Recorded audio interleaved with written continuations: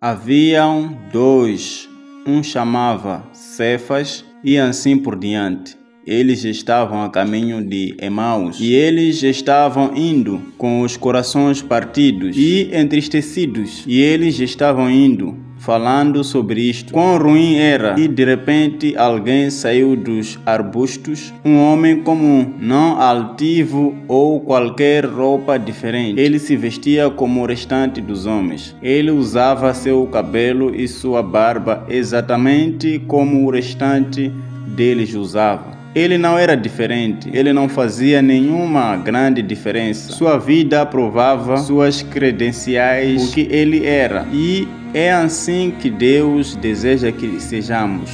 Deseja que nossa vida seja nossas credenciais. E então ele começou a andar. Ele disse: irmãos, por que estão tão tristes? E a respeito de que conversam?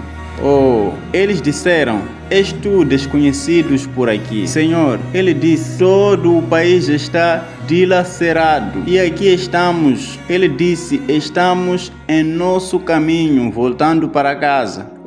Jesus de Nazaré, o profeta, nós pensamos com certeza que ele seria o rei de Israel. E agora ele está morto. E eles o enterraram e transpassaram-lhe o coração. E disse: e o recolheram. Este é o terceiro dia desde que tudo isto aconteceu, desde que ele foi morto.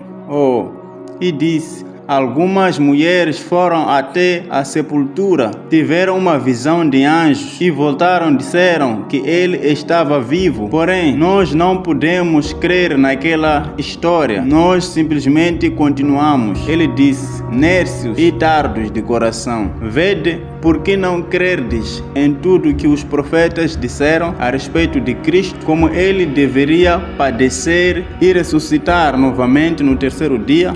Quão indolentes sois vós!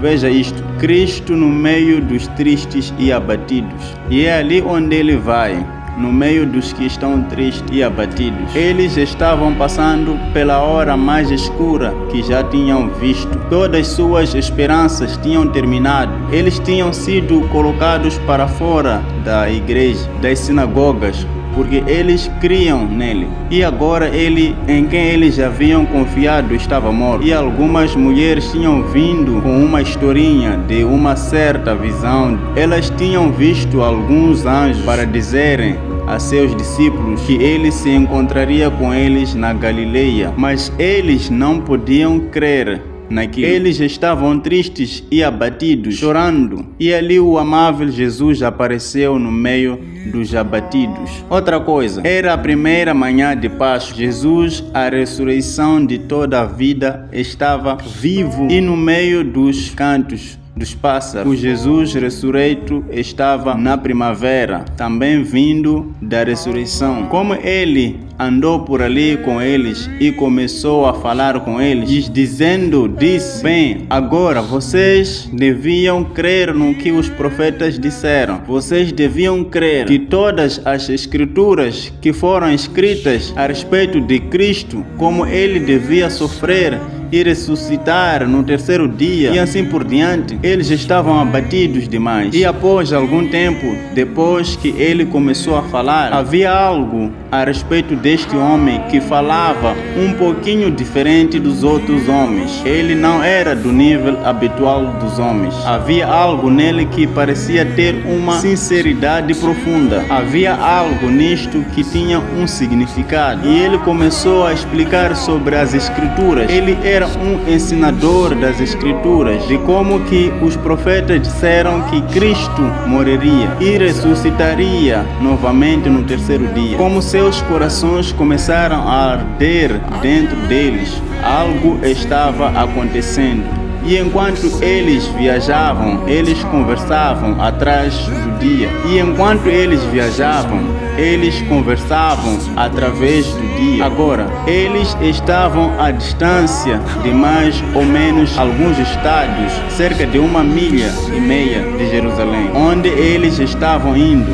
andando devagar, bem como o próprio Cristo ressurreto, e não sabiam disto. Quantas vezes tem ele assentado no banco com você? Quantas vezes ele esteve com você nas horas de sua prova e problemas e você não reconheceu? Quantas vezes ele esteve no volante quando você quase foi morto naquele acidente? Ou apenas evitou aquele acidente ou algo assim? E você não reconheceu que era ele? Como ele estava com você quando o barril estava vazio e a botija estava vazia e não havia nada para as criancinhas? Como que aquele homem chegou e colocou aqueles alimentos bem na porta? Seja lá o que fosse, aquele era Cristo. Ele está vivo hoje. Ele não está morto, mas ele vive. Observem, enquanto eles começaram a ir pelo lado do caminho, eu acho que aquilo foi algo tão maravilhoso ali. E a Bíblia diz que eles seguiram em frente pelo caminho e eles falavam um com o outro. E quando eles chegaram no fim, bem onde eles iam passar toda a noite, eles simplesmente não queriam que ele partisse. Há simplesmente algo a respeito dele. Se alguma vez você se familiarizar com ele, você não desejará que ele se vá.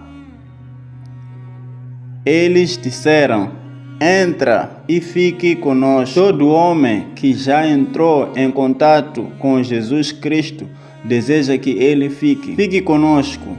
O mundo está morto. Cristo ressuscitou. Aqui está ele, vivendo. E a cada homem que vem a Cristo terá que convidar Cristo para entrar na casa em que vive. Ele só entra com um convite. Ele não força a si mesmo para entrar em você. Mas quando você está desejando e pronto para liquidar com as coisas do mundo, eles disseram: entra e fique conosco. É tarde, o dia já se declina. Nós ouvimos aquelas mulheres, o que elas disseram. Gostaríamos de saber se é verdade. Como que pensamos em outra coisa, mas ele disse: entra agora, só por um pouco.